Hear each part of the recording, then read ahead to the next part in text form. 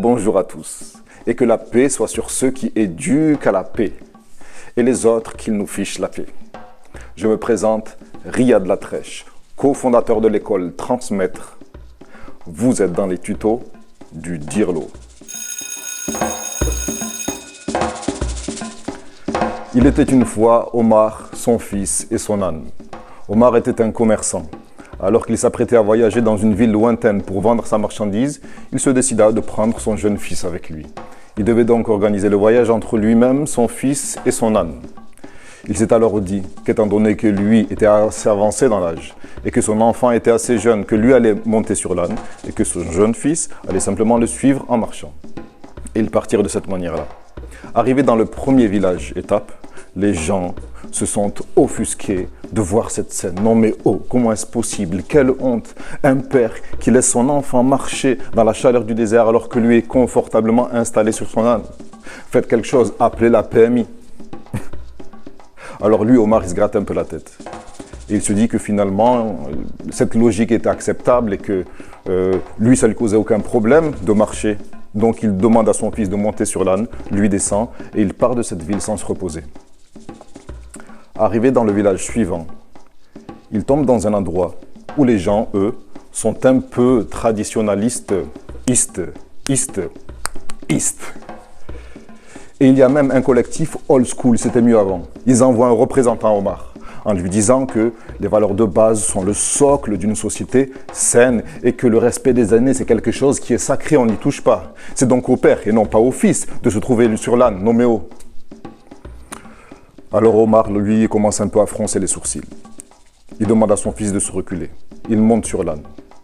Et il part de cette ville, encore une fois, sans se reposer. Et la rumeur commence à se propager et on entend des Omar #mauvaise éducation qui commencent à circuler sur les réseaux. Dans la ville suivante, pas de chance pour Omar. Mais il tombe dans l'endroit où se trouve le siège régional de la protection animalière. Et là, à ce moment-là, il tire un peu la langue avec tout ce périple. Et les gens l'accueillent avec des pancartes.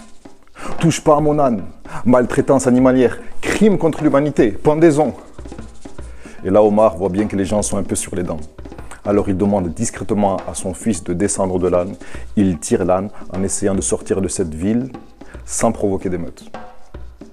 Mais avec le voyage, la fatigue, la pression, Omar, il commence un peu à perdre la raison. Mais les gens, eux, ils continuent de parler. Ils ne s'arrêtent pas.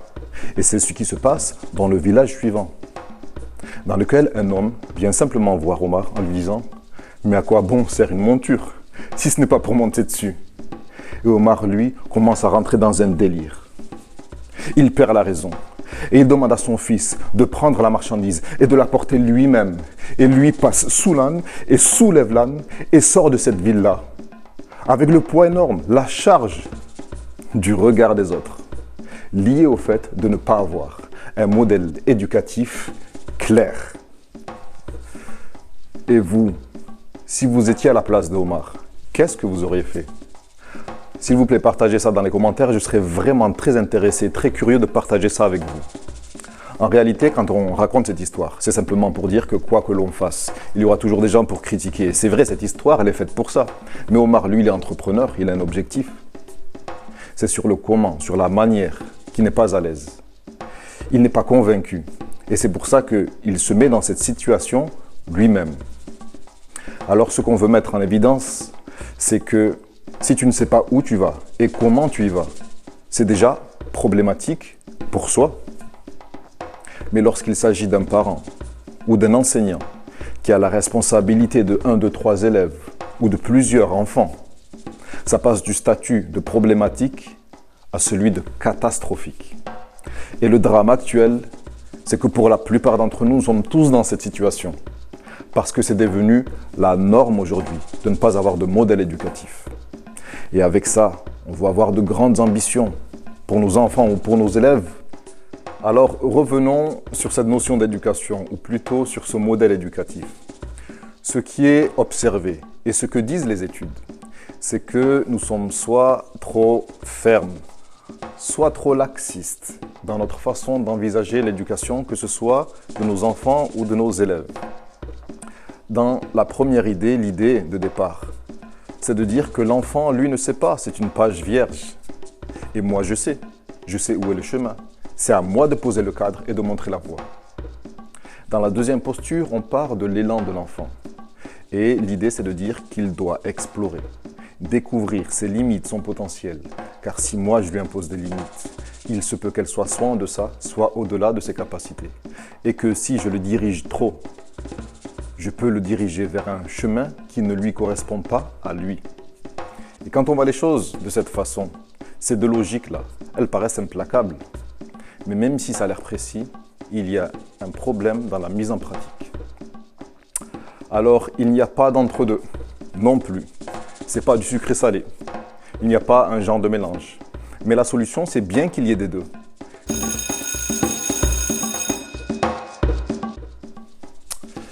L'enfant, pour qu'il puisse s'investir dans ses apprentissages, il faut qu'il soit dans un environnement sécure, physiquement et psychologiquement. Et pour être dans cet environnement-là, il faut lui mettre du cadre et des limites claires. Car dépendamment de son âge, il ne peut pas se les fixer lui-même, ou il ne veut pas simplement.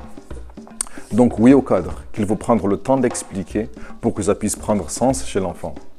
Car à un moment, il va devoir, pour la construction de sa personnalité, affronter ses limites et découvrir ses limites. Ça, c'est la première notion.